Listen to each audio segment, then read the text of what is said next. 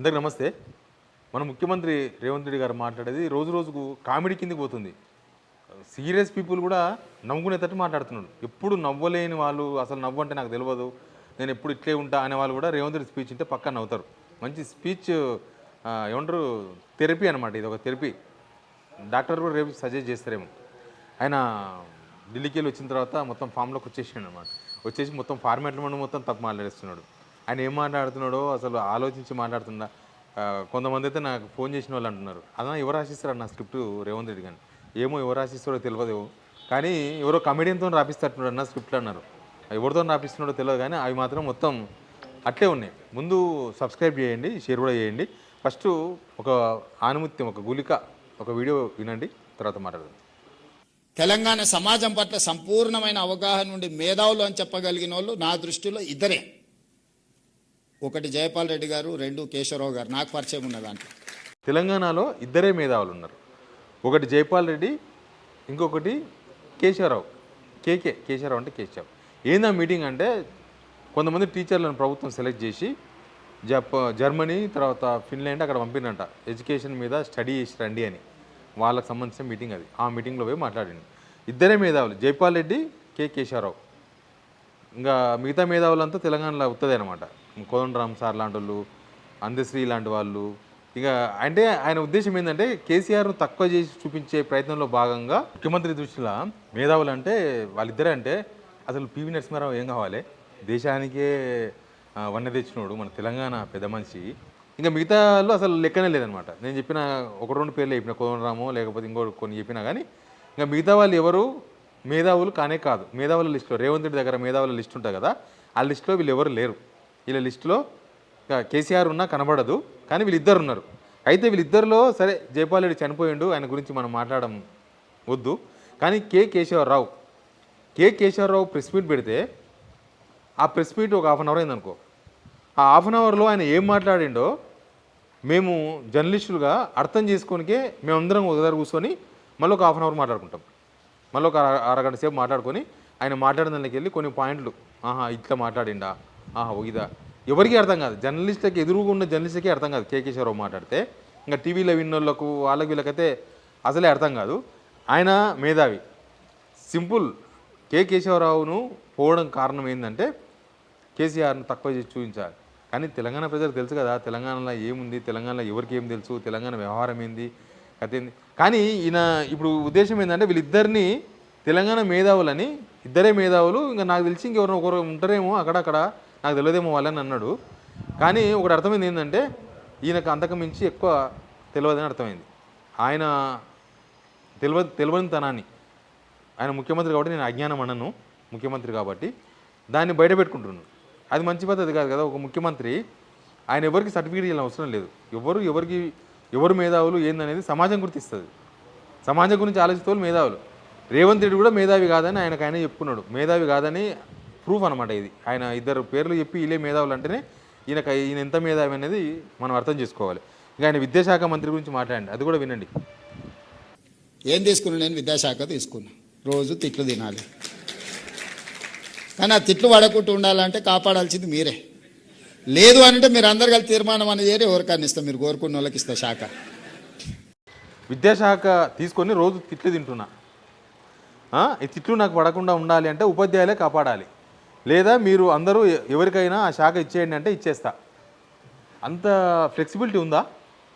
అంటే టీచర్లందరూ నీకు విద్యాశాఖ తీసేయంటే దిగిపోతాడా?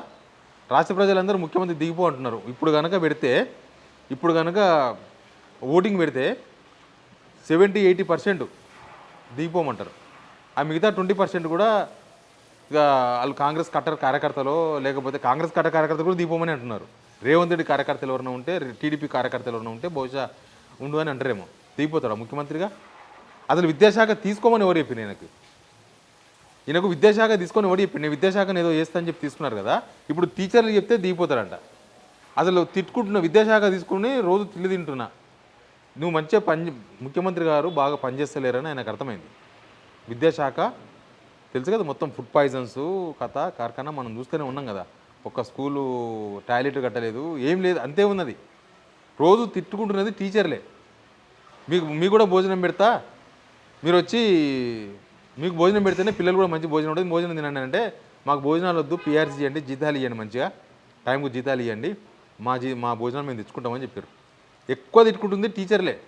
ఎందుకంటే విద్యాశాఖ ఆయన దగ్గర పెట్టుకుంటు కదా, టీచర్లకు ఏమైనా సమస్య వస్తే చెప్పుకోనికి దిక్కు దివనలేదు.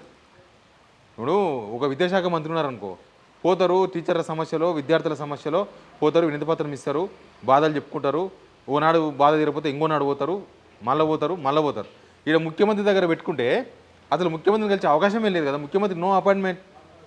అసలు టీచర్లు ఇంతకుముందు టీచర్ల సంఘాలు, టీచర్లు చాలాసార్లు విద్యాశాఖ మంత్రిని కలిసి విద్యా శాఖలో జరిగే తప్పులు, జరుగుతున్న తప్పులు, ప్రభుత్వం తీసుకున్న నిర్ణయాల మీద దాని మీద కలిసి చెప్పేవాళ్ళు. ఇప్పుడు విద్యాశాఖ మంత్రి రేవంత్ రెడ్డి దగ్గర ఉంది, ఎవరు కలుస్తారు? అందుకే తీసుకుంటున్నారు టీచర్లు. మొన్నదాకా Akunuru Murali IAS, retired IAS, ఆయన ఒక సిఫారసు చేసింది కదా, విద్యాశాఖలు అట్టేయాలి, ఇట్టేయాలి, ఇంటర్మీడియట్ ఎత్తేయాలి, మొత్తం టీచర్ల జీతాలు తక్కువ వేయాలని. వాళ్ళు కలుద్దామంటే ముఖ్యమంత్రి అపాయింట్మెంట్ ఇవ్వాలి వాళ్ళకి, టీచర్ల సంఘాలకి. ఇక మరి తిట్టుకునేది ఎవరు? టీచర్లే. ఇప్పుడు దిగిపోమని చెప్పాల్సిన అవసరం లేదు. ముఖ్యమంత్రి ఆయనకు తెలుసు కదా, ఆయనకు సెల్ఫ్ అసెస్మెంట్ ఉంటుంది కదా. ఆయన విద్యాశాఖ మంత్రిగా సక్సెస్ అయిందా, ఫెయిల్ అయిందా? సక్సెస్ అవుతే ఎవరు తిట్టుకోరు. ఆయన తిట్టుకుంటున్నారు అని ముఖ్యమంత్రి గారు అంటున్నారంటే ఆయన ఫెయిల్ అని అర్థం. మరి ఆయన ఫెయిల్ అయినప్పుడు ఉండాలనా లేదా అనేది ఆయన డిసైడ్ చేసుకోవాలి. ఇంకొక గులిక కూడా వినండి. నేనైతే మిడిల్ క్లాస్, 90% ఈడు ఉన్న వాళ్ళు అందరూ మిడిల్ క్లాసే. సూపర్ రిచ్ ఉన్న వాళ్ళ కిడ్స్, పేరెంట్స్ గురించి నాకు తెలియదు, కానీ మిడిల్ క్లాస్లో ఏముంటుంది మనకి ఇంటికి వస్తే? అంటే జనాలను నేను మీలో ఒక్కరిని నమ్మించే ప్రయత్నం ఇది. ఆయన సామాన్యుడుగా జర్నీ స్టార్ట్ చేసిన రోజు కానీ ఇప్పుడు సామాన్యుడు కాదు. ఆయన ముఖ్యమంత్రి కాకముందే మా ఇంటి ముందరికి వెళ్ళి చెప్పులు వేసుకొని పోరు ఎవరు, మా ఇంట్లో ఎవరు గొంగడేసుకొని కూర్చోరు, మా ఇంట్లోకి ఎవరు అజ్జేయరు, అసలు మా ఇంటి ముందరికి వెళ్ళి ఎవరు రారు, అసలు మేమంతా పోలీస్ పట్టేలు అని చెప్పుకున్న మనిషి ఇప్పుడు నేను మిడిల్ క్లాస్ మనిషి అంటున్నాడు. మిడిల్ క్లాస్ మనిషి అయితే ఆయన ఇచ్చిన హామీలన్నీ కూడా మిడిల్ క్లాస్ వాళ్ళకే కావాలి. ఆయన ఇచ్చిన 2500 బంగారం, 2500 రూపాయలు తులం బంగారం, ఇవన్నీ మిడిల్ క్లాస్ ఫ్యామిలీస్కి ఎక్కువ అవసరం. 80% మిడిల్ క్లాసే కదా తెలంగాణలో ఉన్నది. మరి ఆ మిడిల్ క్లాస్కు ఏం కావాలనో గవర్నమెంట్ గుర్తించలేకపోతుందా? లేకపోతే రైతులందరూ మిడిల్ క్లాసే కదా, ఆల్మోస్ట్ 90%. రైతు భరోసా లాంటిదో లేకపోతే వాళ్ళ రుణమాఫీ లాంటి బాధలు ఎందుకు పడతలేవు? ఎందుకు చెప్తున్నాడు మిడిల్ క్లాస్ అని? ఎందుకు చెప్తున్నాడు అంటే మిడిల్ క్లాస్ అయితే మిడిల్ క్లాస్ వల్ల కలవాలి కదా. మిడిల్ క్లాస్ ఎప్పుడు మిడిల్ క్లాస్లోనే ఉంటాడు. ముఖ్యమంత్రి ఉంటున్నారా? అట్లా ఉండలేడు కదా. ఆయన చెప్పులు 1,00,000 రూపాయలు, బట్టలు 1,50,000 రూపాయలు, ఆయన షూ 1,50,000 రూపాయలు. మిడిల్ క్లాస్ ఎవడన్నా 1,00,000 పెట్టి వేసుకోగలడా? కట్టుకోగలడా? మిడిల్ క్లాస్ వాళ్ళు 1,000 రూపాయలు చెప్పులు కూడా వేసుకోరు నాకు తెలిసి. ధైర్యం చేయరు 1,000 రూపాయలు పెట్టి చెప్పులు వేసుకుని కూడా కింద మీద పడతారు. 2 సార్లు ఆలోచించి అప్పుడు ఇంకుంటారు పోయి బాటా షోరూమ్కో ఏదో షోరూమ్ పోయి. అట్లా మిడిల్ క్లాస్ పర్సన్ ఆయన చెప్పుకోనికే బలమైన కారణం ఏంటంటే ఆయన ఫెయిల్ అయ్యిండు, రేవంత్ రెడ్డి ముఖ్యమంత్రిగా ఫెయిల్ అయ్యిండు, గవర్నమెంట్ ఫెయిల్ అయిందని ఎక్కువగా చర్చ జరుగుతుంది మిడిల్ క్లాస్ ఫ్యామిలీలోనే. ఇంకోటి ఏంటంటే రేవంత్ రెడ్డిని ముఖ్యమంత్రి కానీ కారణం కూడా మిడిల్ క్లాస్ వాళ్ళే. మిడిల్ క్లాస్ వాళ్ళే ఓట్లు వేసి ఆశకు ఈయన వేస్తాడు, మార్పు అంటున్నాడు, మొత్తం స్కీమ్స్ అంటున్నాడు, బంగారం అంటున్నాడు, 2,500 రూపాయలు అంటున్నాడు, ఒక రకరకాలు ఉన్నాయి కదా. పిల్లలకు 19 ఇయర్స్ దాటితే వాళ్ళందరికీ స్కూటీలు అంటున్నాడు, అసలు అవ్వలకు తాతలకు 4,000 రూపాయలు పెన్షన్ అంటున్నాడు. అసలు మామూలు లేదు ఇది అని అందరు కలిసి మిడిల్ క్లాస్ వాళ్ళు అందరు కలిసి ముఖ్యమంత్రిగా ఎంచుకున్నారు. తర్వాత మోసపోయింది కూడా మిడిల్ క్లాస్ వాళ్ళే. స్టూడెంట్స్ ఫీజు రియంబర్స్మెంట్ ఎవరికి మిడిల్ క్లాస్ ఫ్యామిలీసే కదా ఆశిస్తున్నది, ఇవ్వలేదు, అందరూ వాళ్ళే మోసపోయారు. కాబట్టి నేను మిడిల్ క్లాస్ ఫ్యామిలీ అని చెప్పుకుంటున్నట్టు కనిపిస్తుంది. అంతే తప్ప మిడిల్ క్లాస్ వాళ్ళకి చేసింది ఏం లేదు. ఆయన మిడిల్ క్లాస్ వాళ్ళకి చేద్దామని ఆలోచన కూడా ఏం కనిపిస్తలేదు. ఎనీవే రేవంత్ రెడ్డి మాటలు అంతా కొంత ఒక ముఖ్యమంత్రి స్థాయికి ఉన్నాయా లేదా అనేది మీరు ఈ వీడియో చూసిన తర్వాత ఆయన స్పీచ్ విన్నారు కదా, ఇంపార్టెంట్ పాయింట్స్ మీకు చూపించిన నేను. దీని తర్వాత మీరు కూడా కామెంట్ బాక్స్లో చెప్పండి. Please subscribe.